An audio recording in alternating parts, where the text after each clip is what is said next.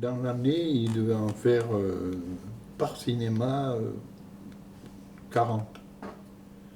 Oui, par cinéma, 40, une quarantaine à peu près, avec les films qui duraient 15 jours, ceux qui duraient 3 semaines.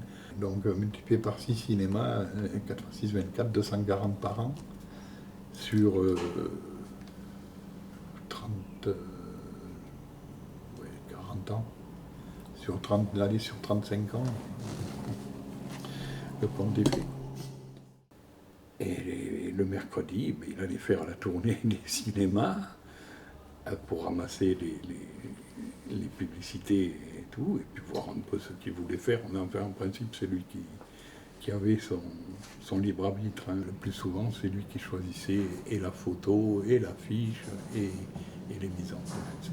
Sur un mur, il collait les affiches. Enfin, il agrafait ou il punaisait les affiches, les photos, et puis il recule. Et puis, voilà, ça part dans sa tête. Et tout d'un coup, il y a tiens, je vais faire ça. Alors, c'est pas parce qu'il se dit je vais faire ça qu'il le fait. Hein. Alors, il prend. Alors, c'est pareil, moi je pensais, mais ça je vous l'amènerai. Il avait un genre de pantographe visuel avec un système d'enroulement, le machin qui monte, qui descend, un système de prisme qui rapetisse l'affiche, qui rapetisse ce qu'il a en face, ça peut être n'importe quoi. Et grâce à ce truc, alors il faisait le montage, une photo ou une affiche, une tête là, une scène là. Et ensuite, quand ça a été fait, il le mettait dans sa lanterne magique. Il y avait une lanterne magique fabriquée par M. Barrois, un inventeur génial, qui lui avait fait ça. C'était projeté sur le mur d'abord. Et là-dessus, il traçait, mais alors très vite fait, il traçait ce qu'il avait à faire. Et là, il reculait, il regardait ce que ça lui donnait. Et bon, allez, Georges, tu me mets le papier.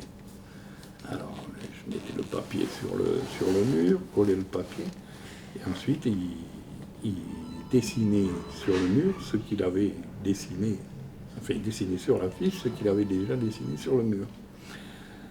Et c'est là que tout pouvait ou pas changer. Une fois que c'était fait, moi je le voyais faire. Là j'étais en admiration parce que c'était trois coups de crayon, c'était un visage. Mais c'était vraiment pour délimiter la grandeur.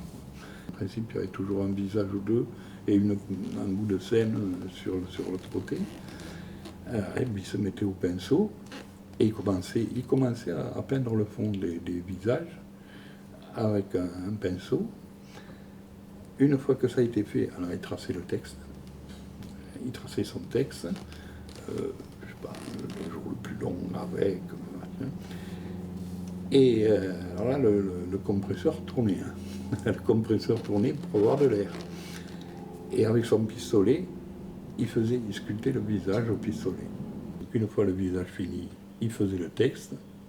Et après le texte, il faisait la scène qui était sur le côté et tout. Et par contre, la couche de fond, il y avait toujours une couche de fond, était faite à la fin. Après tout ça, parce que il ne voulait pas gaspiller la peinture. Son temps, plutôt. Mais il ne voulait pas gaspiller la peinture. Marquer la peinture, c'était la peinture à la colle. C'était des gros carrés de colle, comme ça, qu'on faisait fondre. Ça fondait au chaud. Et puis ensuite, les pigments étaient mis là-dedans pour faire les couleurs et tout. C'était un travail incroyable. Vous avez vu les affiches du Royal. C'est un papier qui était roulé, qui est comme ça. Et agrafeuse, on agrafait tout. Ils agrafaient tout. C'était des contrôleurs, ils n'avaient que ça à faire. Et le projectionniste qui mettait en place. Alors sur agrafeuse, punaise.